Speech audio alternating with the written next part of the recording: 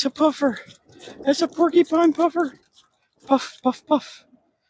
Puff, puff, puff. Isn't that cool as shit? He's not puffing. Oh, he's starting to. I don't know if you can hear him. Whew!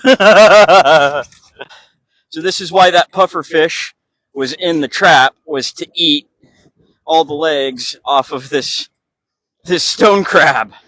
So he's got one little leg left, but that's why he was in there. And this crab's still alive, and he will survive. He'll shed the shell and molt and grow little tiny nubs of legs back again. And yeah, and this is a he. Good luck, little fella.